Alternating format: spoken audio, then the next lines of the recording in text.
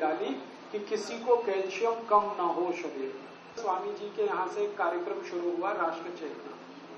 ये कार्यक्रम शुरू करने के पीछे की भूमिका क्या है, पृष्ठभूमि क्या है?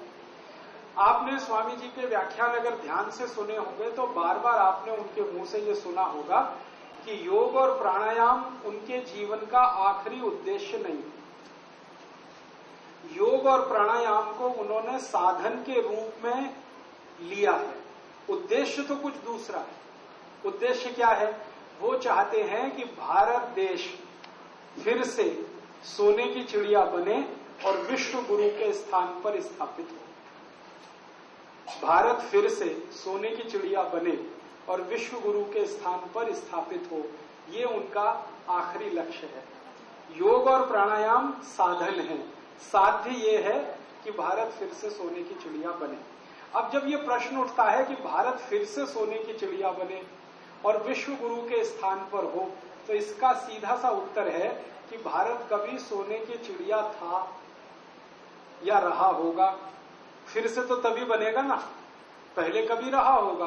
स्वामी दयानंद जो आर्य समाज के स्थापक थे, जिन्होंने आर्य समाज की स्थापना की, जिनके भवन में हम बैठे हैं, स्वामी दयानंद जी ने एक वाक्य लिखा है, बहुत बहुत गहरी बात है, कि भारत वो पत्थर था जिसको छूने के बाद कोई भी पारस होता, ऐसा पत्थर सोने का।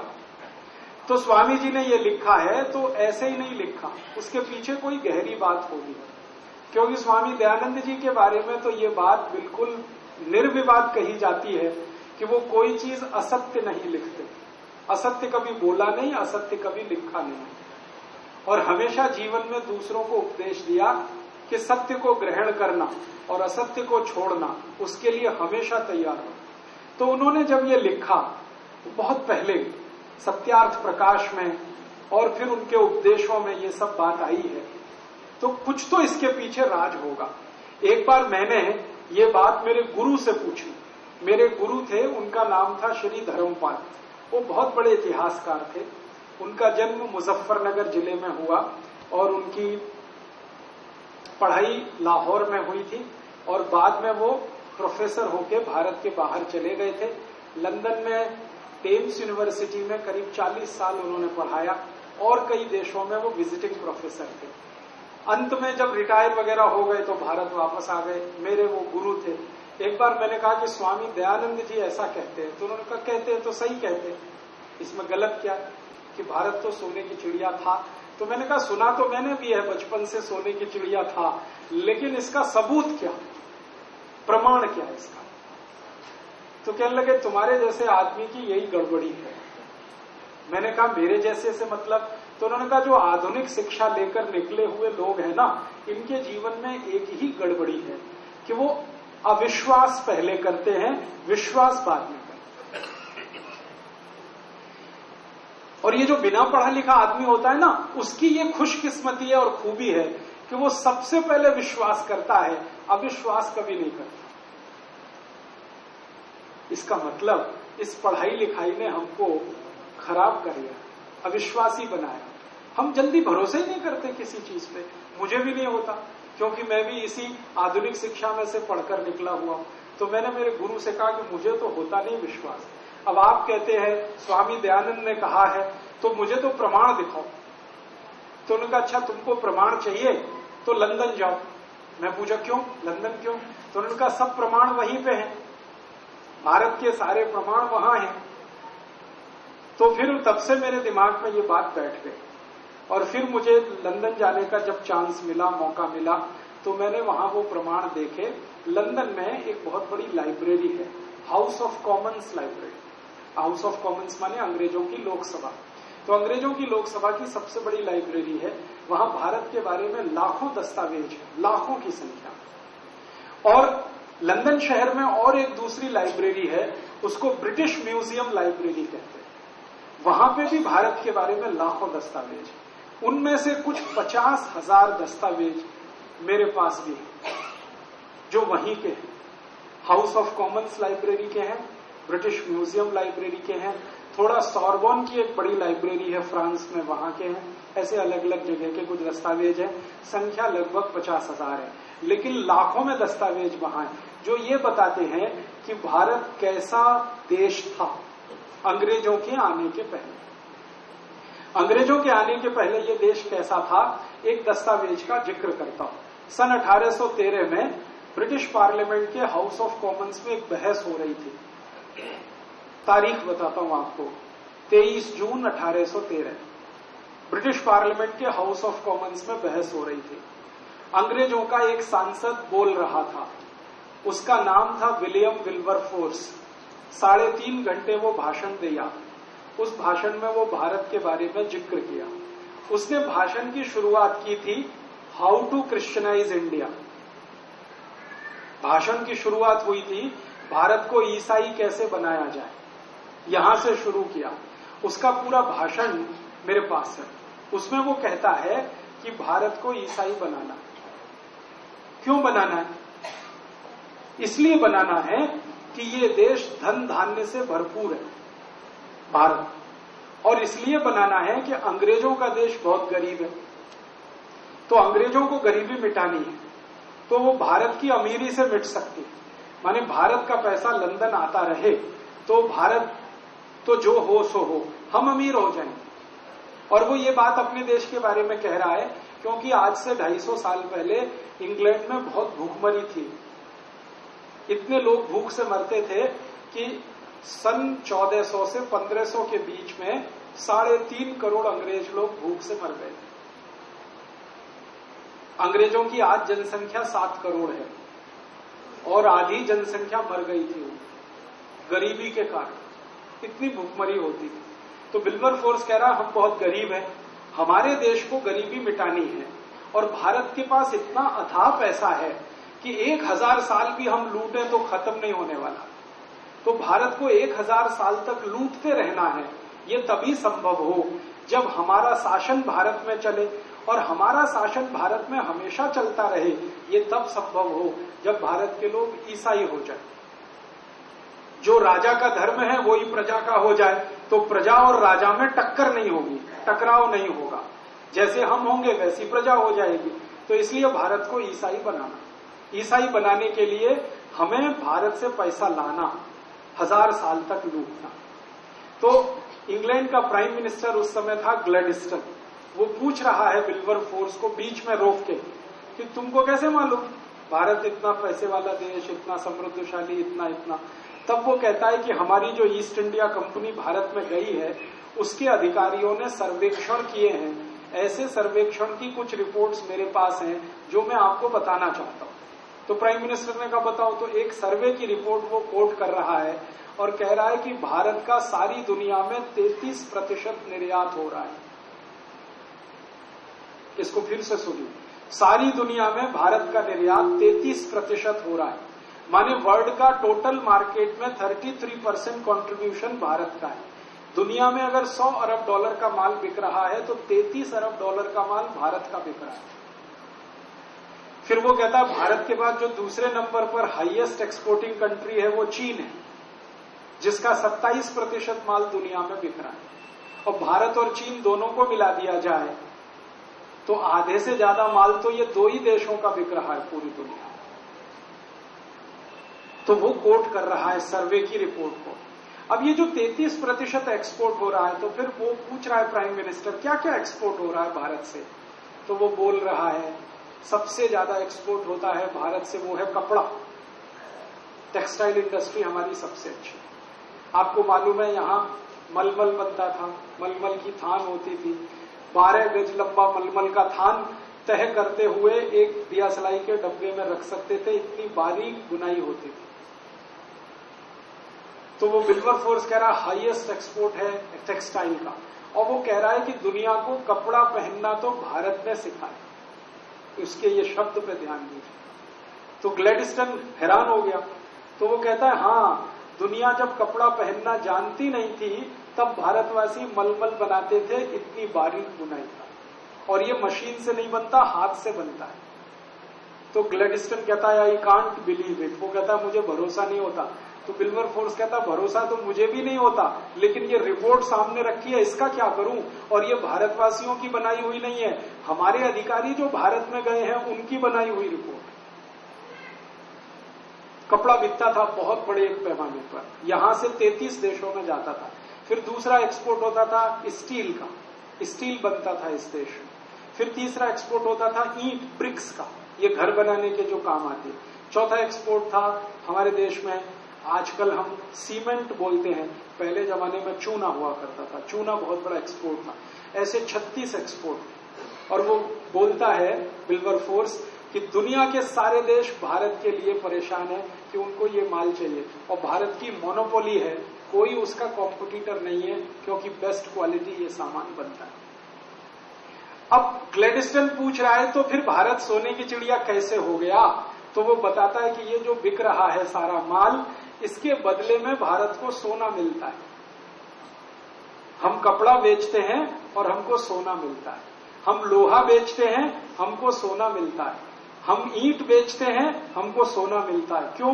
क्योंकि उस जमाने में करेंसी नहीं थी, सोना ही था, चांदी ही थी, हीरे जवाहरात थे। और आप जानते हैं बार्टर सिस्टम था, बार्टर सिस्टम में आप कुछ देंगे तब कोई दूसरा देगा। तो हम कपड़ा देते थे तो वो सोना देते थे, हम स्टील देते थे तो सोना देते थे। और हमारा सबसे बड़ा व्यापारिक साझीदार था अफ्रीका।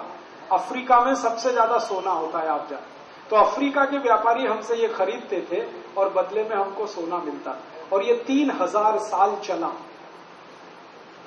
3000 साल हमने सोना लाया कपड़ा बेच के, हमने सोना लाया लोहा बेच के।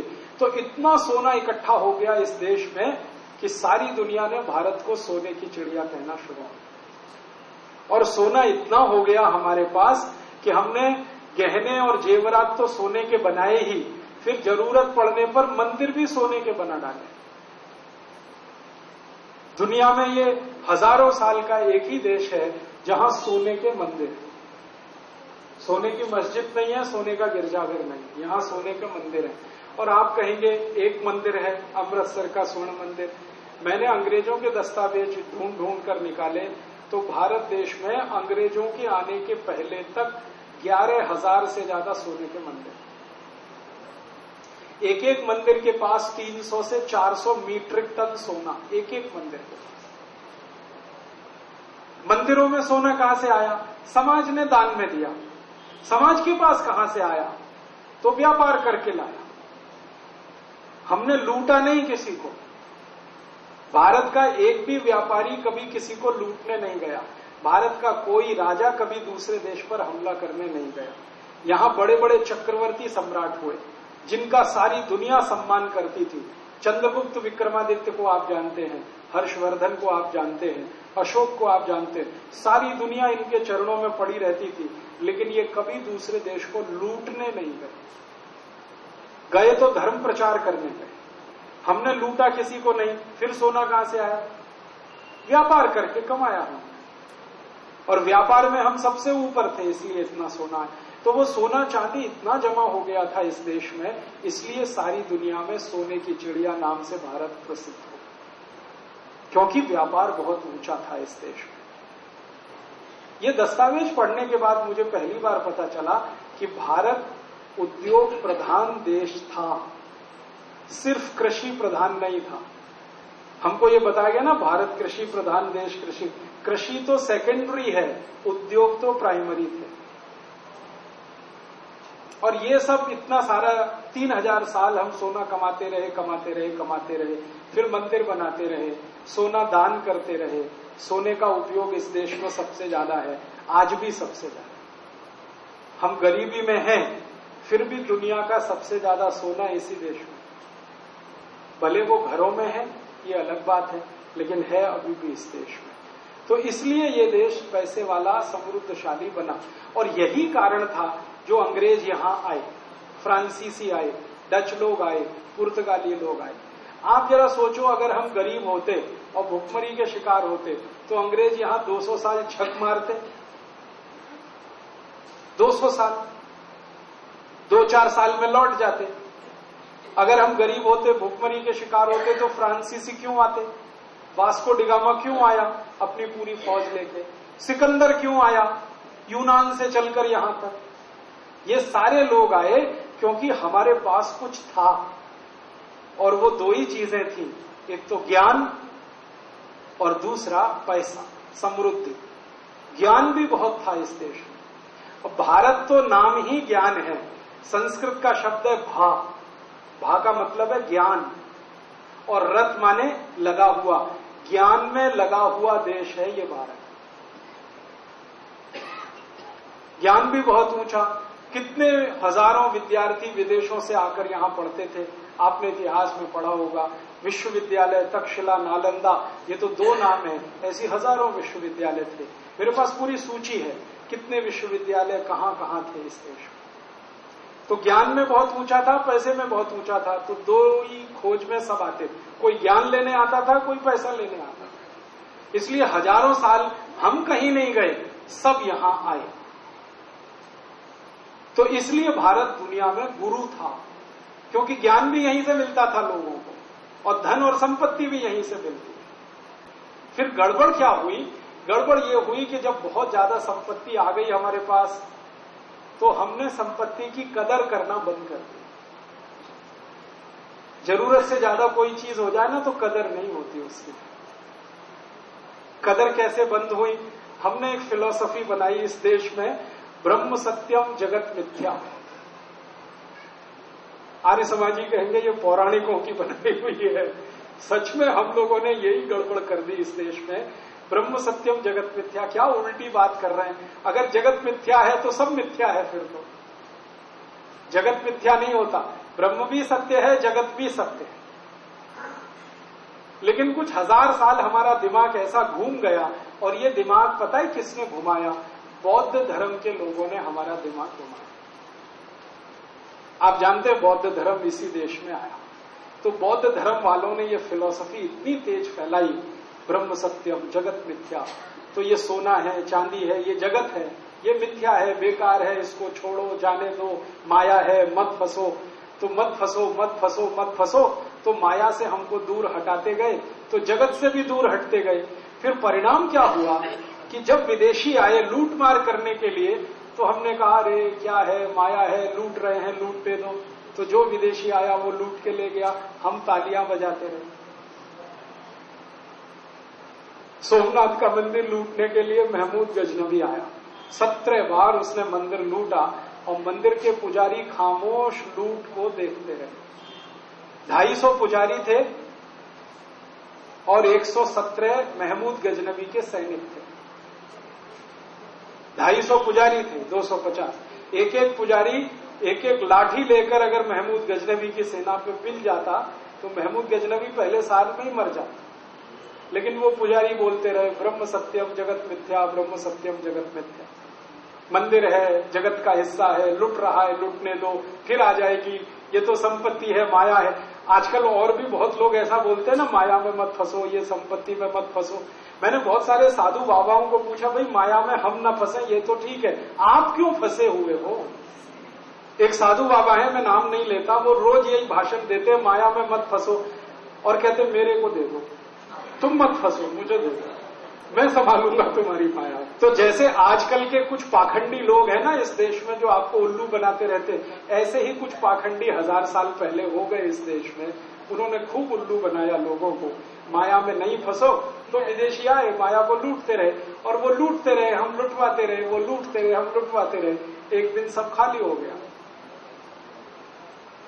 महमूद गजनवी ने लूटा, तैमूर लंग ने लूटा, नादिर शाह ने लूटा, अहमद शाह अब्दाली ने लूटा, फिर उसके बाद बाबर आ गया, फिर उसके खानदानियों ने लूटा, फिर वो खानदान खत्म हो गया, तो फिर उसके बाद पुर्तगाली आ गए, उन्होंने लूटा, पुर्तगाली चले गए तो फ्रांसीसी आ गए, उन्होंने लूटा, फ्रांसीसी गए तो फिर अंग्रेज आ गए, और उन्होंने तो 250 साल खूब जम के लूटा। उस लूट का परिणाम ये हुआ कि सोने की चिड़िया नाम का भारत अब मिट्टी की चिड़िया भी नहीं रह गया। अब स्थिति इस देश की ये है, 250 साल पहले जो दुनिया का सबसे ज्यादा पैसे वाला देश था, अब दुनिया के सबसे गरीब देशों में हमारी गिनती होती है। 113 करोड़ की हमारी आबादी है, जिसमें 84 करोड़ लोग इतने गरीब हैं जिनकी एक दिन की कमाई 20 रुपए से कम है। ऐसा देश हो गया। इस लूट ने हमको कहीं का नहीं छोड़ा। ये लूट कैसे हुई? कई तरीकों से हुई ये लूट। एक तो ये था कि ये विदेशी आते थे और जो धन संपत्ति हमारे मंदिरों में था उसको लेके जाते थे, ये एक तरीका था। दूसरा ये तरीका था कि विदेशी आते थे और हमको उल्लू बना के अपना माल बेचते थे और हमारा पैसा मुनाफे के रूप में लेके जाते थे। जिन चीजों की हमें जरूरत नहीं वो हम उनसे लेते थे। आप सोचो, दुनिया में ऐसा कोई समाज है जो अपनी जरूरत के बिना का सामान खरीदे? हमने खरीदा, आज भी खरीद रहे हैं। हमारी अकल ही खत्म हो गई है कि ये हमें चाहिए कि नहीं चाहिए। उदाहरण के लिए चाय की हमें कभी भी जरूरत नहीं रही, क्योंकि ये गर्म देश है। गर्म देश में चाय ना पी जाती है ना पिलाई जाती है, और गर्म देश में चाय उत्पादन भी नहीं हो सकती। चाय उत्पादन होने के लिए ठंडा देश चाहिए। यूरोप और अमेरिका में चाय हो सकती है, भारत में नहीं। तो वो चाय लेके आए हमारे देश में। हम गर्म देश वाले जो दूध पीते थे, लस्सी पीते थे, मट्ठा पीते थे, हर दिन दही होता था, हर दिन मक्खन होता था, दही और दूध की नदियां जिस देश में बहती थी उस देश के लोगों ने चाय पीना शुरू कर दिया। अंग्रेज बहुत चालाक थे। उनको भारतवासियों की एक कमजोरी पता चल गई। उनको ये पता चला कि ये भारतवासी मुफ्त में कुछ भी लेते। हाँ, तो सबसे पहले चाय उन्होंने मुफ्त में पिलाई। जगह जगह चाय के दुकानें खोली। ईस्ट इंडिया कंपनी ने चाय पिलाई मुफ्त में। हमने पीना शुरू किया मुफ्त में, फिर आदत पड़ गई, फिर खरीद के पीना शुरू किया, और अब इतनी पी रहे हैं जो दुनिया में कोई नहीं पीता। एक साल में हिंदुस्तानी लोग 70 करोड़ किलोग्राम चाय पी जाते हैं। 10,500 करोड़ रुपए की ये चाय होती है। इस 10,500 करोड़ की चाय पीकर जो बीमारियां आती हैं, क्योंकि चाय एसिडिक है, आप जानते हैं, तेजाबी है। ज्यादा चाय पिएंगे तेजाब और बढ़ेगा, एसिडिटी बढ़ेगी। एसिडिटी से 103 रोग आते हैं। तो ये चाय बिकती है 10,500 करोड़ की। इससे रोग पैदा होते हैं। उन रोगों का इलाज करने में खर्च करते हैं हम 6.5 लाख करोड़। ऐसे मूर्खानंद हैं इस देश के लोग जो अपने को बड़ा स्मार्ट समझते हैं। ज्यादा स्मार्ट वो हैं जो उठते ही चाय पीते हैं, और ज्यादा स्मार्ट वो हैं जिनको टट्टी तब उतरती है जब चाय पी लेते हैं। सुपर स्मार्ट है, बैटरी चाहिए हो, उसके बिना तो टट्टी भी नहीं उतरती। तो ये महानुभाव लोग जो इस देश में अंग्रेजों के छोड़े हुए हैं, मैं कहता हूं ये काले अंग्रेज हैं। वो तो गोरे अंग्रेज थे, चाय पीते थे। ये सब काले अंग्रेज हैं। हमारे हिंदुस्तानियों ने ऐसा नियम बना दिया, every time is T time.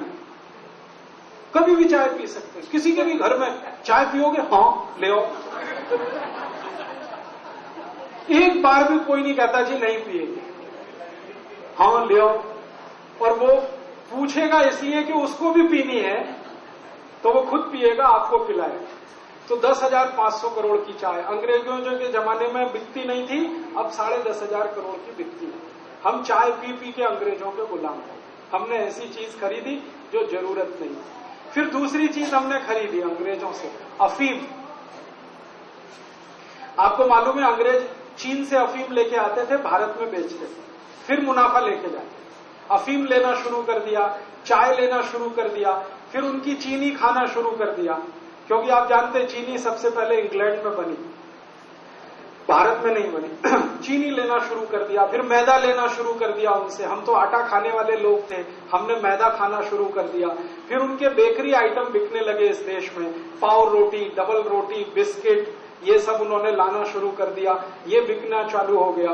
धीरे धीरे अंग्रेजों का इतना धंधा बढ़ा इस देश में कि सारा सोना हमारा जो हमने लाया था 3,000 साल कमा के, वो अंग्रेजों को दे दिया व्यापार के चक्कर। एक तो उन्होंने सीधे लूटा यहां से, दूसरा उन्होंने व्यापार करके लूटा यहां से, और तीसरा तरीका उन्होंने अपनाया कि किसी के पास कुछ न बचे हिंदुस्तानियों के पास, टैक्स और लगा दिए इस देश में। जब उनकी सरकार बन गई तो टैक्स के माध्यम से लूटा उन्होंने। कैसे टैक्स लगाए उन्होंने? भारतवासी कोई भी सामान का उत्पादन करें तो एक्साइज ड्यूटी लगा दी उन्होंने, फिर सामान को बेचें तो इनकम टैक्स लगा दिया उन्होंने, सेल्स टैक्स लगा दिया उन्होंने, रोड टैक्स लगा दिया, टोल टैक्स लगा दिया, तो टैक्सों के माध्यम से पैसा लूट लिया। फिर किसानों को लूटा लगान लगा के, जमीन पे लगान लगा दिया, लैंड रेवेन्यू, और वो 50% से लेके 90% तक था। माने जितना उत्पादन करेगा किसान उसका 50% अंग्रेजों को देना। तो किसानों से लूट लिया, व्यापारियों से लूट लिया, ग्राहकों से लूट लिया, सब लूट लूट के ये धन इंग्लैंड जाना शुरू हुआ। और तब हिंदुस्तानियों को थोड़े दिन के बाद चेतना आई कि हमारा कितना बड़ा लूट हो रही है। ये चेतना आई तो एक व्यक्ति थे जिनका नाम था दादा भाई नेहरूजी। उन्होंने एक किताब लिखी, सबसे पहली किताब इस देश में उनकी आई कि अंग्रेजों ने कितना लूटा, फ्रांसीसियों ने कितना लूटा, डच लोगों ने कितना लूटा। फिर उसके बाद लाइन लगी, बहुत सारे अर्थशास्त्रियों ने लिखा। आज सैकड़ों किताबें इस देश में हैं, जो आप पढ़ें तो आपको खून के आंसू आएंगे कितना लूटा ये देश। और एक दो साल नहीं, 1000 साल, महमूद गजनबी से लेकर ईस्ट इंडिया का, उस लूट में सारा धन चला गया, हम गरीब हो गए। भगवान ने हमें गरीब नहीं बनाया। अगर ये देश को भगवान ने गरीब बनाया होता तो सोचो ये देश कैसा होता। हम गेहूं का एक बीज खेत में डालते हैं, फिर उसमें से पौधा बनता है, और उस पौधे में कम से कम 60 से 70 गेहूं के दाने आते हैं। ये देश गरीब कैसे, बताओ। एक बीज डाला तो 70 बीज पैदा हो गए, माने 70 गुना ज्यादा उत्पादन। भगवान ने तो ऐसी व्यवस्था बनाई है इस देश में। तो भगवान का बनाया हुआ गरीब नहीं है ये देश। हम आम की एक गुठली लगाते हैं, आम का पेड़ हो जाता है, तो कम से कम 100 साल तक वो फल देता है, और एक एक साल में 8 से 10 हजार आम टूटते हैं। गरीबी कहां है? उत्पादन तो इतना है। तो भगवान ने गरीब नहीं बनाया, इस देश को तो लुटेरों ने गरीब बनाया, और हमने लुटेरों को बुलाया। आप जानते हैं, सारे विदेशी लुटेरों को हमारे ही लोग लेके आए। मोहम्मद बिन कासिम, महमूद गजनबी, तैमूर लंग, नादिर शाह, अहमद शाह अब्दाली, ये सब भारत के ही गद्दारों द्वारा बुलाए गए थे। कभी गुजरात में तो कभी कहीं तो कभी कहीं। और ईस्ट इंडिया कंपनी से दोस्ती भी एक भारत के ऐसे ही गद्दार ने कराई थी, जिसका नाम था मीर जाफर। तो अपने ही देशवासियों की गद्दारी से हम लूटे, विदेशियों ने हमको लूटा। और आपस में हम इतने लड़ते और झगड़ते रहे कि विदेशी मजा करते रहे। हम आपस में ही लड़ते रहे, ये राजा उससे लड़ेगा, वो उससे लड़ेगा, ये उसको लड़ेगा, और विदेशी सबको लूटेंगे। ये चलता रहा इस देश में। इस लूट में हम बर्बाद हो गए। गरीबी आ गई, भुखमरी आ गई, बेरोजगारी आ गई। फिर जब अंग्रेज गए इस देश को छोड़कर, तो सब क्रांतिकारियों का एक ही सपना था कि अंग्रेज चले गए, अब भारत की लूट बंद हो जाएगी। अंग्रेज चले गए, अब भारत फिर से सोने की चिड़िया हो जाएगा। अंग्रेज चले गए, अब फिर से हम दुनिया में सबसे आगे आ जाएंगे। ये सबका सपना था। भगत सिंह, ऊधम सिंह, चंद्रशेखर आजाद, लोकमान्य तिलक, जितने क्रांतिकारियों के नाम आप जानते हैं, सबका एक ही सपना था, अंग्रेज जाएंगे तो देश फिर से खुशहाल होगा, सुख और समृद्धि वाला होगा। लेकिन अंग्रेज चले गए, अब 60 साल हो गए। अब 60 साल के बाद देश में देखो, न कहीं खुशहाली है, न कहीं समृद्धि है। खुशहाली और समृद्धि अगर है तो भारत के 10, 20, 50 लोगों के घरों में धीरू भाई अंबानी, नुस्ली वाडिया, जमशेदजी टाटा या और 72-75 घराने हैं, इनके घरों में तो समृद्धि दिखती है। और इनके साथ इनके कुछ सहयोगी एजेंट वगैरह है, जो कुल आबादी का 1% से ज्यादा नहीं। बाकी तो गरीबी का पूरा महासागर इस देश में। हमारी सरकार के आंकड़े हैं, 84 करोड़ भारतवासियों के पास एक दिन की आमदनी 20 रुपए से कम। 84 करोड़। तो अंग्रेज गए, 60 साल हो गया, अब देश क्यों नहीं सुखी हो रहा, क्यों समृद्धशाली नहीं हो रहा? बात ऐसी है कि गोरे अंग्रेज चले गए और काले अंग्रेज आ गए। गोरे अंग्रेज तो विदेश से आए थे देश को लूटने के लिए, ये हरामखोर काले अंग्रेज तो अपने देश में से ही पैदा हो गए देश को लूटने के लिए। जिनको आज आप नेता कहते हैं ना, वो किसी भी पार्टी के हों, मैं इनको काला अंग्रेज कहता हूं। ये भी लूटने में ऐसे ही लगे हुए हैं इस देश को जैसे महमूद गजनबी और मोहम्मद बिन कासिम लगे हुए। मेरे पास भारत के 419 नेताओं के सारे रिकॉर्ड्स हैं जो मैंने एक दिन स्वामी जी को दिखाए थे, और उसी दम पे स्वामी जी कहते हैं स्विस बैंक का पैसा वापस ला। ये 419 नेता हैं जिनके नाम मैं कभी आपको बोल कर बताऊंगा, यहीं दिल्ली में बताऊंगा, लेकिन आज नहीं, थोड़े समय के बाद।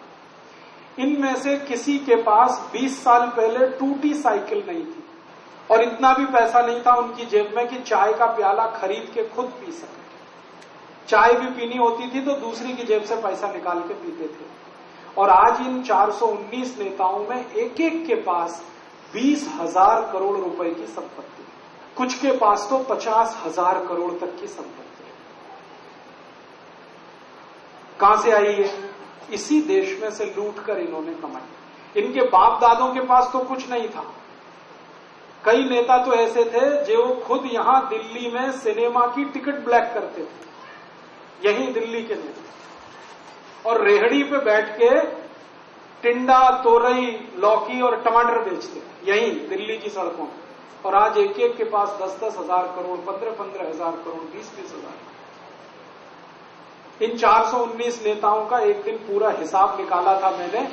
इन्होंने भारत में जो पैसा लूटा भ्रष्टाचार करके, घोटाला करके, आप जानते हैं भ्रष्टाचार और घोटाला इस देश में हर दिन होता, कोई दिन नहीं जाता जिस दिन ना हो। इन नेताओं ने 45 लाख करोड़ रुपया लूटकर विदेशी बैंकों में जमा कर रखा। अंग्रेज आए, लूट कर ले गए, हमें समझ में आता है कि वो विदेशी थे, लुटेरे थे। हमारे ही अपने देश के नेता देश को लूटने में लग गए, और इन्होंने अंग्रेजों से कम नहीं लूटा इस देश को, उससे ज्यादा लूटा। अब ये लूट लूट के घर भर रहे हैं अपना। और इन नेताओं का एक ही खेल है इस देश में, पैसा बनाओ और कुर्सी पे आओ, कुर्सी पे आओ फिर पैसा बनाओ, फिर पैसा बनाओ फिर कुर्सी पे आओ, फिर कुर्सी पे आओ फिर पैसा बनाओ। यही खेल चलता है इनका। ना कोई सिद्धांत है, इनका कोई नीति नहीं, इनका कोई नियम नहीं, इनका एक ही सिद्धांत, एक ही नीति, लूटो लूटो लूटो। जहां से लूटने को मिले लूटो, जितना नीचे गिरना पड़े नीचे गिर के लूटो, उसकी कोई इन्होंने सीमा नहीं बनाई। तो 60 साल इस देश को इन्होंने लूट लिया, और इन्होंने लूटा ही नहीं, दूसरों से भी लुटवाया इस देश को। खुद तो लूटा, दूसरों से भी लुटवाया। एक एक नेता इस देश में जब प्राइम मिनिस्टर या चीफ मिनिस्टर हो जाता है तो विदेशी कंपनियों को बुला बुला के लाता है, भाई मेरे राज्य में आओ विदेशी कंपनियों वालों और लूटो मेरे राज्य। आपको मालूम है इस देश में पिछले 15 साल से एक नीति चल रही है, उस नीति का नाम तो रखा है उदारीकरण, लिबरलाइजेशन, ग्लोबलाइजेशन, लेकिन वास्तव में है वो भारत की लूट। इन नेताओं ने जब जब इनको मौका मिला prime minister, chief minister, finance minister होने का, इन्होंने हजारों विदेशी कंपनियों को लाइसेंस दे दिए। जैसे ईस्ट इंडिया कंपनी को लाइसेंस दिया था ना इस देश में, वो जहांगीर ने दिया था। जहांगीर उस समय भारत का प्रधानमंत्री था जब ईस्ट इंडिया कंपनी आई, तो जहांगीर ने लाइसेंस दिया व्यापार करने का। आज के जहांगीर ये हैं जो विदेशियों को लाइसेंस दे रहे हैं। 4,500 कंपनियों को इन्होंने बुला लिया। किसी का नाम है पेप्सी कोला, कोई है कोका कोला, कोई है कॉलगेट पामोलिव, कोई है प्रॉक्टर एंड गैम्बल, कोई है रैकेट एंड कोलमैन, कोई है जॉनसन एंड जॉनसन, कोई है सीबागाई, कोई है सेंडोस। ऐसी 4,500 कंपनी, और ये लूटने में अब लग गई है इस देश में। ये कैसे लूट रही हैं? नेताओं ने इनको लाइसेंस दे दिए, ये कंपनियां अपना कुछ सामान बनाती हैं, वो सामान घर घर में आ रहा है, हम सब उसे खरीद रहे हैं। हम क्यों खरीद रहे हैं? हमें मालूम ही नहीं है कौन सा सामान भारत का है, कौन सा विदेशी है, क्योंकि हमें कोई पढ़ाता नहीं है, कोई बताता भी नहीं है स्कूल कॉलेज में। तो हम अनजाने में कई बार ऐसा सामान खरीदते हैं जो बाहर की कंपनियों का है, विदेशी, और उसका सारा पैसा देश के बाहर जाता है। जैसे एक पेप्सी कोला का बोतल आप खरीद लो तो इस देश का 7 रुपए बाहर चला जाएगा। 10 रुपए में बोतल आती है, 3 रुपए यहां रहेगा, 7 रुपए विदेश चला जाएगा। एक आप कॉलगेट पामोलिव का पेस्ट खरीद लो 27 रुपए का, उसमें से 5 रुपए भारत रहेगा, 22 रुपए विदेश चला जाएगा। अगर आपने बाटा का जूता खरीद लिया 399 रुपए 95 पैसे का, तो उसमें से 200 रुपए भारत के बाहर चला जाएगा। अगर आपने विदेशी कंपनी की कार खरीद ली 5 लाख की, तो 3 लाख रुपए भारत से बाहर चला जाएगा। और 15 लाख की खरीद ली तो कम से कम 8 से 10 लाख रुपए बाहर चला जाएगा। आपने विदेशी कंपनी का रेफ्रिजरेटर खरीद लिया 15,000 का, तो कम से कम उसमें से 9,000 रुपए विदेश चला जाएगा। आपने विदेशी कंपनी का टीवी खरीद लिया मान लो 10,000 का, तो कम से कम उसमें से 6,000 विदेश चला जाए। तो एक दिन मैंने ये सब हिसाब निकाला, 4,500 कंपनियों का हर साल इस देश में जो सामान बिक रहा है उससे 2 लाख करोड़ रुपए विदेश में जा रहा है। हर साल 2 लाख करोड़, एक साल, 2 साल में 4 लाख करोड़, 3 साल में 6 लाख करोड़, 4 साल में 8 लाख करोड़, और ये सिलसिला पिछले 60 साल से चल रहा है। आजादी मिली उसके बाद से ही विदेशी कंपनियां फिर आ गई इस देश में। जिन कंपनियों के खिलाफ हमने संघर्ष किया था और लाखों क्रांतिकारियों ने बलिदान दिया था, उन्हीं कंपनियों को हमारे नेताओं ने फिर बुला लिया इस देश में। और हमारे यहाँ नियम ऐसा बन गया है कि जो नेता जितनी विदेशी कंपनियों को बुलाए वो उतना ही अच्छा। माने जो जितनी ज्यादा मीर जाफरी करे वो उतना ही अच्छा, जो जितनी ज्यादा गद्दारी करे वो उतना ही अच्छा। ये इस देश का उसूल बन गया। अब समस्या क्या है कि लाखों करोड़ों अंग्रेज लूट ले गए, उसके पहले फ्रांसीसी ले गए, डच लोग ले गए, उसके पहले मुसलमान लूट के ले गए। अब जो थोड़ा बहुत बचा और 60 साल में हम कमा रहे हैं वो अब ये नए नए विदेशी आकर लूट के ले जाए। और क्या क्या सामान बेच के लूट ले जा रहे हैं, मुझे तो हंसी आती है। अमेरिका की कंपनी यहाँ आलू का चिप्स बेचकर हजारों करोड़ लूट रहे हैं। एक आलू के चिप्स का पैकेट आता है, उसका नाम है रफल्स, और एक है हॉस्टेस। पैकेट एक खरीदो 15 रुपए का है, और आलू का चिप्स उसमें 15 ग्राम निकलता है। पैकेट खोलो तो आधे से ज्यादा हवा निकलती है, और गिनकर मैंने देखा 15 चिप्स निकलते हैं आलू के। अब 15 ग्राम आलू का चिप्स 15 रुपए का, तो 1000 रुपए किलो आलू का चिप्स बिक रहा है। जिस देश के किसान का आलू 10 रुपए किलो नहीं बिकता, उस देश में आलू का चिप्स 1000 रुपए किलो बिकता। किसान भूखे मर रहा है, आलू पैदा कर करके सड़क पे फेंक रहा है क्योंकि आलू को भाव नहीं है। मैं किसान का बेटा हूं, मेरे घर में खेती होती है। हमारे यहाँ आलू की फसल जब होती है तो खोद खोद कर आलू खेत से सड़क पर फेंक देते हैं हम, क्योंकि ट्रैक्टर ट्रॉली में भर के मंडी लेके जाएं तो डीजल का खर्चा नहीं निकलता, इतना सस्ता आलू बिकता है, 50 पैसे किलो, 1 रुपए किलो। और वही आलू विदेशी कंपनियां लेती हैं और 1000 रुपए किलो में चिप्स बना के बेचती हैं। मुनाफे का अगर आप हिसाब निकालेंगे, प्रॉफिट परसेंटेज, तो हजारों प्रतिशत मुनाफा है आलू के चिप्स के धंधे। सोने चांदी की बात नहीं कर रहा, ऐसे लूट रहा है देश। पढ़े लिखे लोगों के बच्चे लगातार वही आलू का चिप्स खा रहे हैं जो बाजार में मिलता। अम्मा भी बना सकती है उनकी, लेकिन अम्मा का बनाया हुआ अब अच्छा नहीं लगता, क्योंकि अम्मा भी अच्छी नहीं लगती। अब विदेशी चिप्स ही खाना है, करोड़ों रुपया जाता है। एक और उदाहरण देता हूं, एक विदेशी कंपनी टमाटर की चटनी बेचती है, मैगी। किसान का टमाटर बिकता है 1 रुपए 1.5 रुपए किलो, और मैगी बिकती है 200 रुपए किलो। चटनी टमाटर से बनती है, चटनी 200 रुपए किलो, टमाटर है 2 रुपए किलो। इसी देश में एक कंपनी है, वो चॉकलेट बेचती है, कैडबरीज। दूध से बनती है चॉकलेट, दूध आता है 20 रुपए किलो, कैडबरीज बिक रही है 15,000 रुपए किलो। एक विदेशी कंपनी है, वो टूथपेस्ट बेचती है, कॉलगेट, 27 रुपए का 100 ग्राम, माने 270 रुपए किलो। गाय के घी से महंगा, गाय का घी 200 रुपए किलो, कॉलगेट 270 रुपए। पढ़े लिखे लोग गाय का घी तो रोटी पे लगा के खाते हैं, सस्ता है, और कॉलगेट मुंह में रगड़ के वॉश बेसिन में थूकते हैं क्योंकि महंगा है। महंगी चीज थूक रहे हैं, सस्ती चीज खा रहे हैं, और कहते हैं हम तो बहुत स्मार्ट हैं। तो मैं कहता हूं और ज्यादा स्मार्ट बनो, तो पूछते हैं क्या करें। मैं कहता हूं ये कॉलगेट महंगा है इतना, घी से भी ज्यादा, इसको थूकते क्यों, रोटी पे लगा लगा के खा लो। मैं आपको विनम्रता पूर्वक ये कहता हूं कि ज्यादा पढ़े लिखे लोग ज्यादा मूर्ख, मैं उनको कहता हूं एजुकेटेड इडियट्स, और जो बिना पढ़ा लिखा बहुत होशियार।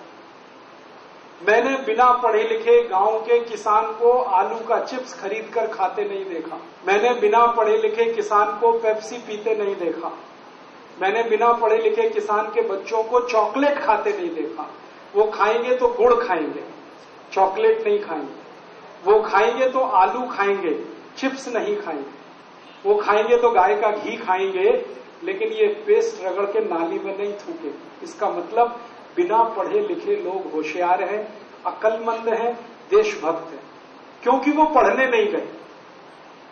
और जो पढ़ गए मेरी तरह से, वो सब के सब हरामी हो गए इस देश में। मैं खुद को भी कहता हूं, दूसरे की बात नहीं। इसलिए मुझे अभी गाली लगता है कि कोई मुझे कहे कि तुम बहुत पढ़े लिखे आदमी हो, क्योंकि यहां हर पढ़ा लिखा आदमी देश विरोधी काम में लगा हुआ है, देश को बेचने में लगा हुआ है। और हर बिना पढ़ा लिखा आदमी देशभक्ति कर रहा है और देश से वफादारी निभा रहा है। और सरकार कहती है सबको पढ़ाओ, सबको पढ़ाओ, माने सबको गद्दार बनाओ। एक बार मैंने भारत सरकार के एक सेक्रेटरी को पूछा, ये सर्व शिक्षा अभियान किसके लिए? तो उसने कहा, राजीव भाई सच्चा बताऊं या झूठा? मैंने कहा सच्चा बता दो भाई। तो उसने कहा कि ये हर आदमी को ये बताने के लिए A for apple, B for boy, C for cat, जब ये सीख जाएंगे तो फिर टीवी पे पढ़ेंगे C for Coke, P for Pepsi, L for life boy, L for lux. ये पढ़ना सीख लेंगे तो खरीदेंगे, खरीदेंगे तो कंज्यूमर बनेंगे। तो हर आदमी को विदेशी माल का उपभोक्ता बनाना है, शिक्षित नहीं बनाना। शिक्षा तो कुछ और होती है, वो नहीं देनी, साक्षरता देनी है। साक्षरता और शिक्षा में जमीन आसमान का अंतर होता है। ये खेल चल रहा है हमारे देश। कैसे कैसे लूटते हैं आपको। और एक उदाहरण, नमक बनता है 15 पैसे किलो में, आपको बेचते हैं 7 रुपए किलो में। आपको मालूम है 15 पैसे किलो की चीज आप 7 रुपए किलो में खा रहे हैं। अब 15 पैसे किलो की चीज 7 रुपए में खाएं, हिसाब जोड़ो। 15 पैसे की चीज 30 पैसे किलो में खाएं, 100% मुनाफा। 15 पैसे किलो की चीज 1.5 रुपए में खाएं, 1000% मुनाफा। 15 पैसे किलो की चीज 3 रुपए में खाएं, 2000% मुनाफा। 15 पैसे किलो की चीज 7 रुपए में खाएं। इतनी लूट है। और हमारी हिम्मत ही नहीं है सरकार से पूछने की कि 15 पैसे किलो का नमक इतना महंगा क्यों मिलना चाहिए। तो वो आपको उल्लू बनाएंगे, वो कहेंगे इसमें आयोडीन मिलाया हुआ है। आयोडीन कोई ऐसी महंगी चीज है क्या? बहुत ही सस्ती है, मुफ्त की है, फोकट की है, भगवान की दी हुई बहुत आयोडीन समुद्र के पानी में है जो बिना पैसे का आता है। तो फिर इतना महंगा क्यों? ये महंगा इसलिए है कि नमक के खेल में विदेशी कंपनियों को लाइसेंस दिए सरकार ने। जो नमक के लिए महात्मा गांधी ने इस देश में सत्याग्रह किया था कि अंग्रेजों का नमक हम नहीं खाएंगे, उस महात्मा गांधी के देश में अब विदेशी नमक बिक रहा है। लुट रहे हैं हम। और ये नमक हमको पता नहीं क्या बनाएगा, हमें नहीं मालूम। सब आयोडीन युक्त नमक खा के कल नपुंसक हो जाए तो कुछ पता है। क्योंकि दुनिया में आपको गंभीर बात कर रहा हूं, 56 दुनिया के देशों ने आयोडीन युक्त नमक 40 साल पहले बैन कर दिया। आपने बिकता नहीं।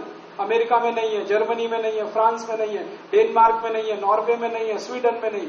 उन देशों में आयोडीन युक्त नमक नहीं बिक रहा, यहीं बेचा जा रहा और जबरदस्ती सबको खिलाया जाए। एक बार डेनमार्क की एक वेबसाइट मुझे मिली, वहां की सरकार की। मैंने उनको एक सवाल डाला, उनको पूछा कि आपके देश में आयोडीन युक्त नमक बिकता? उन्होंने कहा नहीं बिकता। क्यों?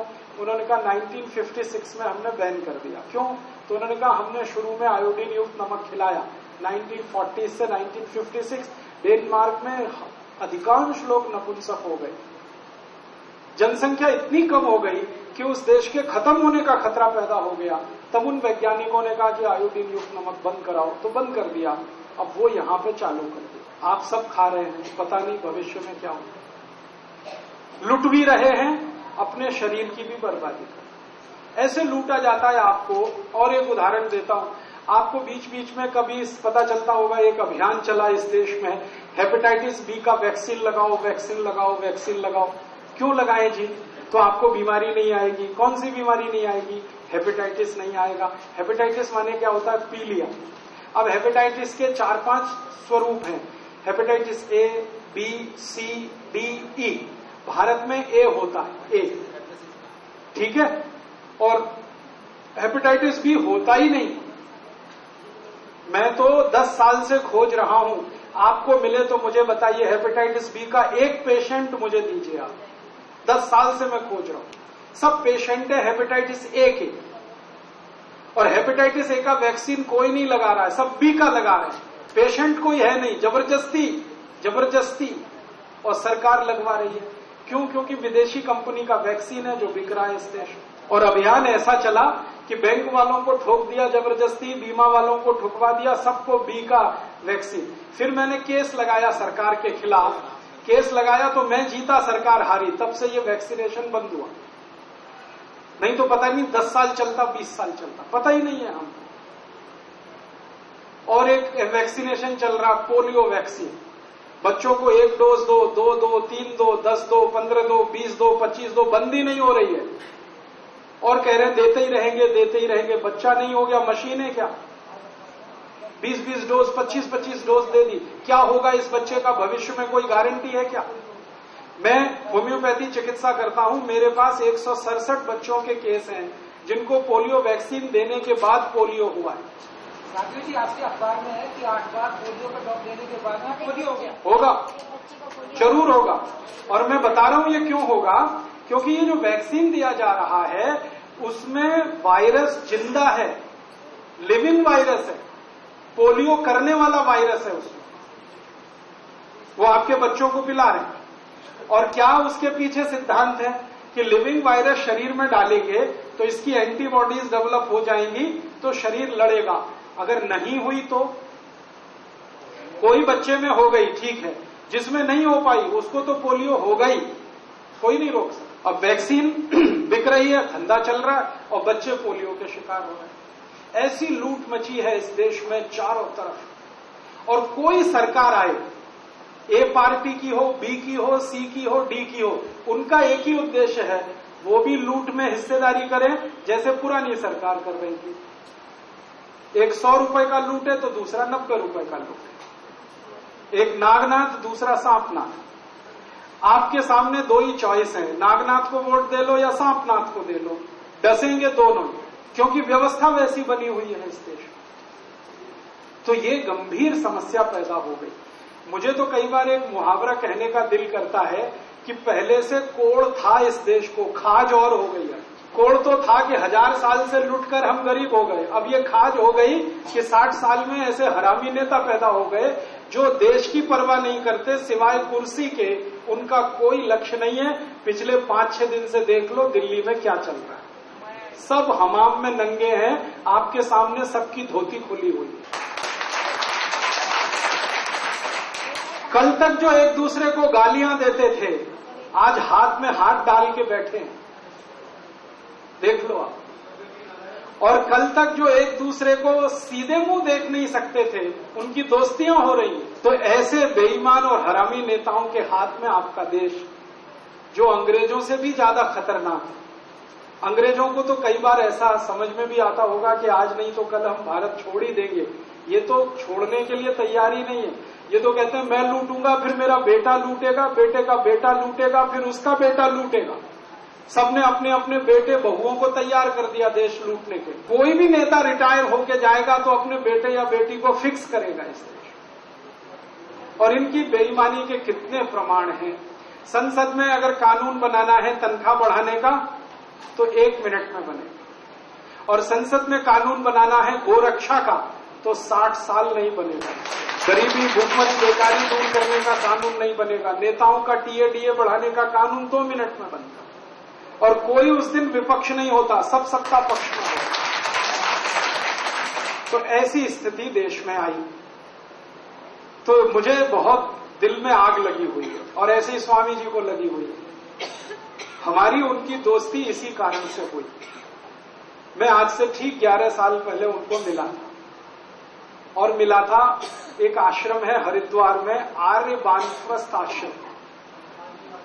आर्य वानप्रस्थ आश्रम ज्वालापुर एक जगह है हरिद्वार में, वहां मैं वहां व्याख्यान देने गया था। स्वामी जी उसकी अध्यक्षता करने आए थे उस कार्यक्रम में। तो उन्होंने जब ये सब सुना तो उन्होंने कहा यार तुम तो ऐसे ही आदमी हो जैसा मैं।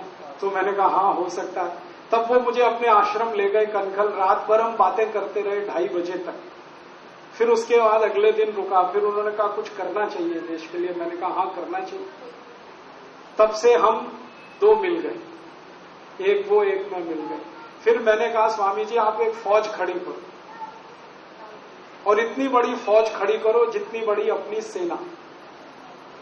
और एक दिन ये फौज खड़ी हो जाए तो ये सारे हरामी नेताओं को एक दिन हम पानी के जहाज पे भर के हिंद महासागर में ले जाते हैं।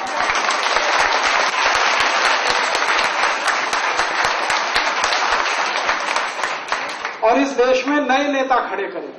वो दिन कब आएगा? बस जल्दी आने वाला है। आप बस फौज पूरी कर दो। अपनी आर्मी 15 लाख की है। 15 लाख जिस दिन योग शिक्षक हो जाएंगे उस दिन ये हो जाएगा। तो मैं तो और एक दूसरे अभियान पे लग गया। मैंने कहा स्वामी जी आप कोशिश करो, मैं देश भर में ऐसे लोगों को इकट्ठा करता हूं जो पहले से ऐसा सोचते हैं, करना चाहते हैं, लेकिन इकट्ठे नहीं आते। अपने भारत में दुष्ट ज्यादा नहीं है, थोड़े हैं लेकिन इकट्ठे। सज्जन बहुत ज्यादा हैं लेकिन बिखरे हुए। तो जो सज्जन शक्ति बिखरी हुई है ये इकट्ठी हो जाए, योग शिक्षकों की फौज खड़ी हो जाए, तो आज नहीं तो कल धावा तो बोलना है। ऐसे ही जैसे कभी पृथ्वीराज चौहान ने बोला था, या जैसे राणा प्रताप ने अकबर की सेना पे बोला था, या जैसे भगत सिंह ऊधम सिंह जैसे क्रांतिकारियों ने 1857 में धावा बोला था अंग्रेजों पर, ऐसे ही ये हरामी काले अंग्रेजों पे धावा बोलना। और ये दिल्ली कुरुक्षेत्र बनेगा और आपकी बड़ी भूमिका होगी। जब ये दिल्ली कुरुक्षेत्र बनेगा तब आपको तय करना पड़ेगा कि आप राम के साथ हैं कि रावण के साथ। आपको तय करना, ये दिन आपके पास आएगा जरूर। रावण के साथ हैं तो जितनी पार्टियां हैं इनमें आप शामिल हो जाएंगे, और राम के साथ हैं तो स्वामी जी की सेना में आ जाएंगे।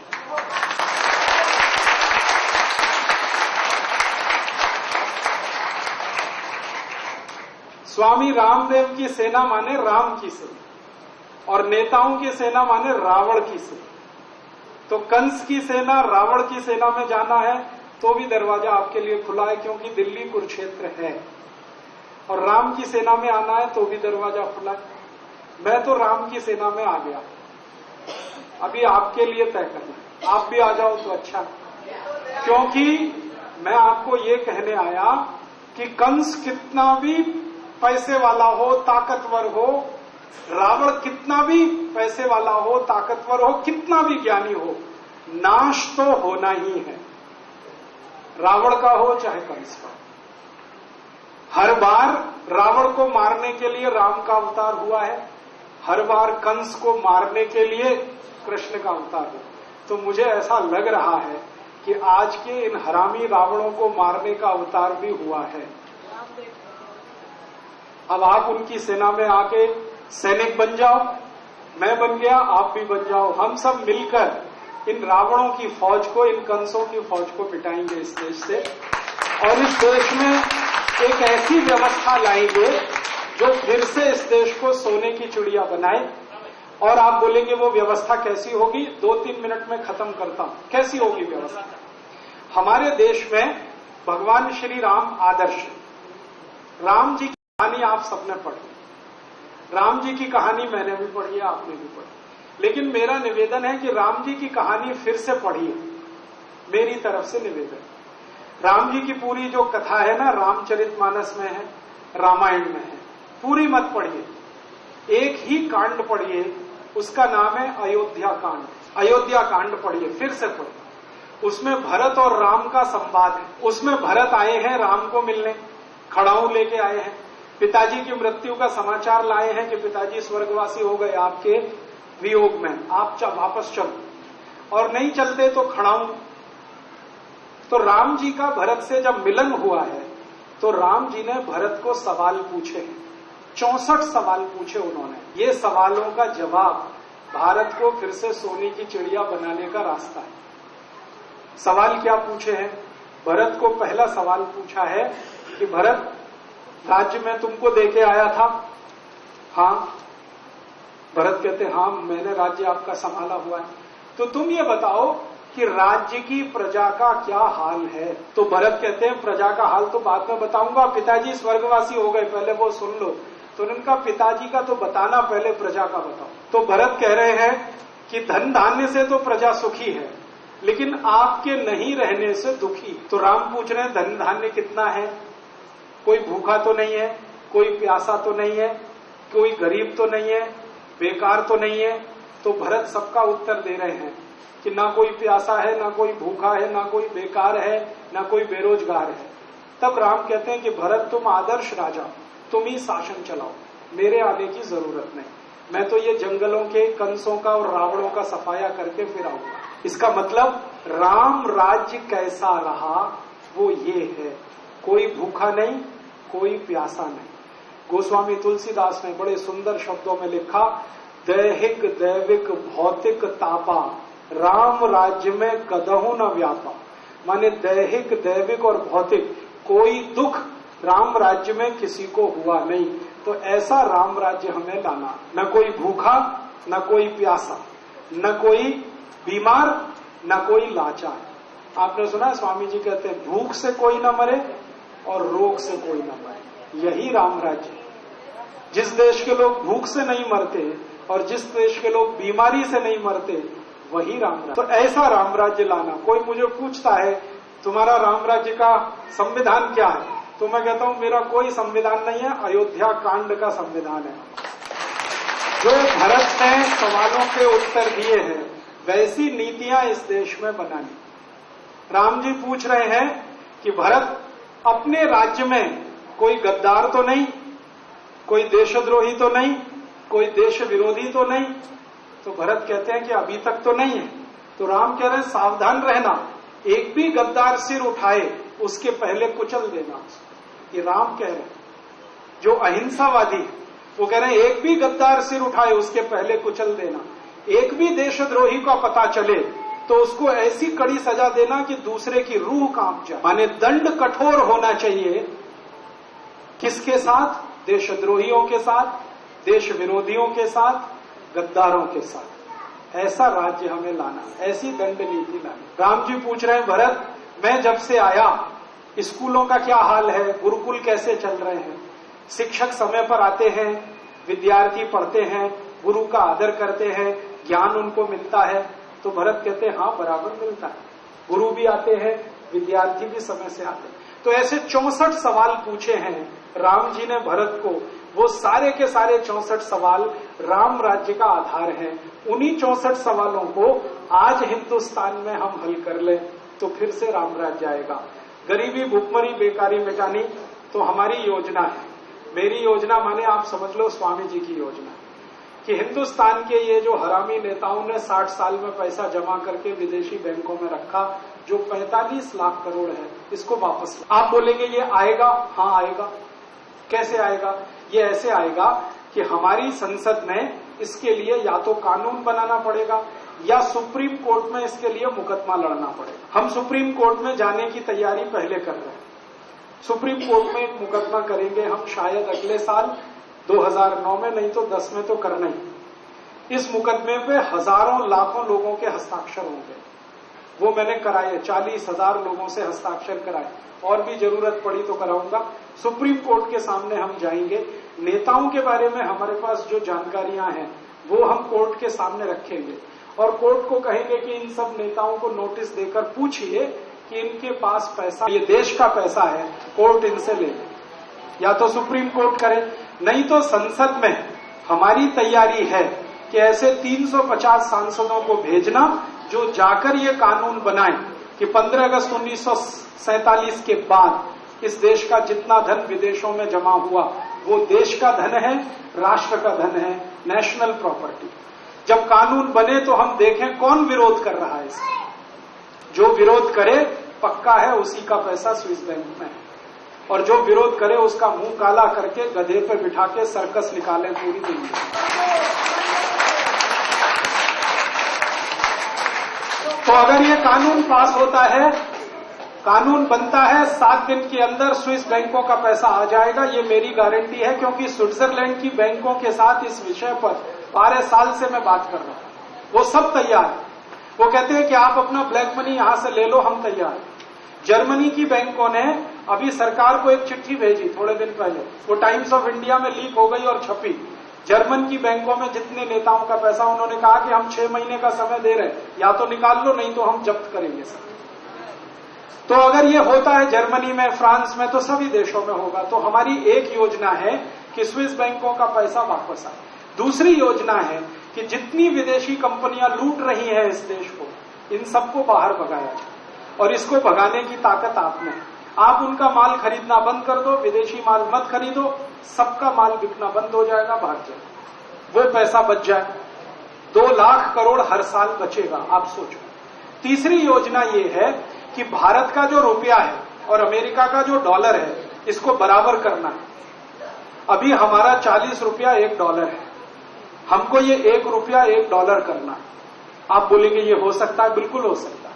ये $1 40 रुपया हुआ कैसे? ये 1947 15 अगस्त को 1 रुपया $1 ही था। हमने तो 60 साल में जो कर्ज ले लिया अमेरिका और यूरोप से, उसके चक्कर में रुपया कम हुआ, डॉलर बढ़ गया। तो हमारी योजना है कि कर्ज वापस कर दो। कर्ज वापस करने के लिए धन कहां से आएगा? स्विस बैंक का पैसा जो हम राष्ट्रीय संपत्ति बनाएंगे, 45 लाख करोड़ है, उसमें से 18 लाख करोड़ का कर्ज दे देंगे। कर्ज देते ही रुपया और डॉलर बराबर आ जाएगा। रुपया और डॉलर अगर बराबर हुआ तो भारत की सारी संपत्ति अंतर्राष्ट्रीय बाजार में 40 गुनी बढ़ जाएगी एक झटके में। पता है क्या होगा? फिर यहां से आप न्यूयॉर्क जाएंगे और वापस आएंगे तो टिकट 750 रुपए का ही आएगा। अगर आपका बेटा या बेटी इंजीनियरिंग में आप पढ़ाएंगे, 10 से 12 हजार की पढ़ाई में वो 5 साल में IIT से बीटेक करके निकल आए। डॉक्टर बनाएंगे तो 20-25 हजार का खर्चा, माने आपकी जिंदगी का हर खर्चा 40 गुना कम हो जाएगा। सीधी सी बात। पेट्रोल अभी 52 रुपए लीटर है, फिर हो जाएगा लगभग ₹1.25 लीटर।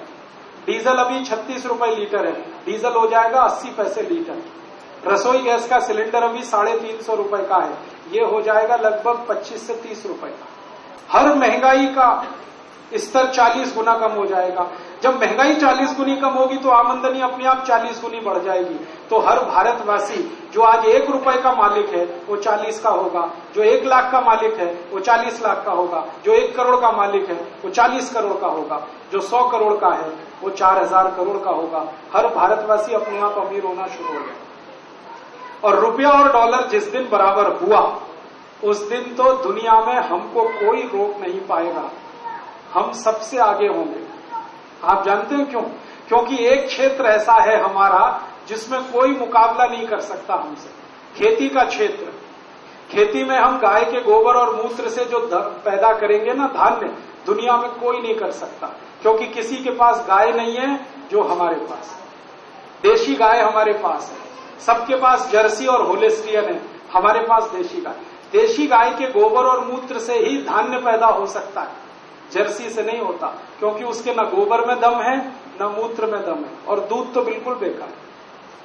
तो खेती में हम गोबर और गोमूत्र का चलन करेंगे, करोड़ों किसान गोबर और मूत्र इस्तेमाल करेंगे, तो गाय ज्यादा पालनी पड़ेगी, तो गाय की संख्या बढ़ेगी, तो बैल की संख्या बढ़ेगी, तो बैल ज्यादा होने से ट्रैक्टर नहीं चाहिए, ट्रैक्टर नहीं चाहिए तो डीजल का लाखों करोड़ों का खर्चा बचेगा, वो किसानों का पैसा बचेगा।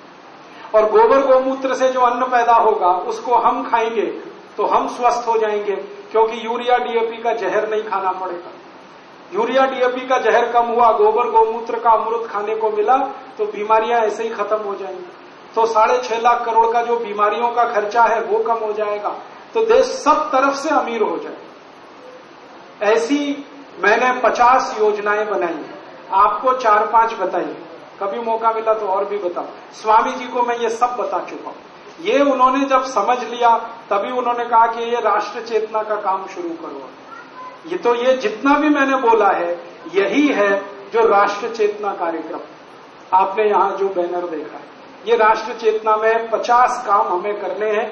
एक काम स्विस बैंक का पैसा वापस लाना, दूसरा काम किसानों की खेती गोबर गोमूत्र आधारित करना, तीसरा काम अंग्रेजों के बनाए हुए टैक्स के कानून बदलना, ऐसे 50 काम। उन कामों की जिम्मेदारी स्वामी जी ने मुझे दी है और उसके लिए राष्ट्रीय प्रभारी मुझे नियुक्त किया है।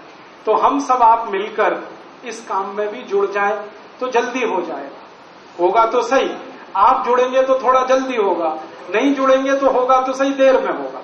हम चाहते हैं जल्दी हो, देश का नुकसान कम हो।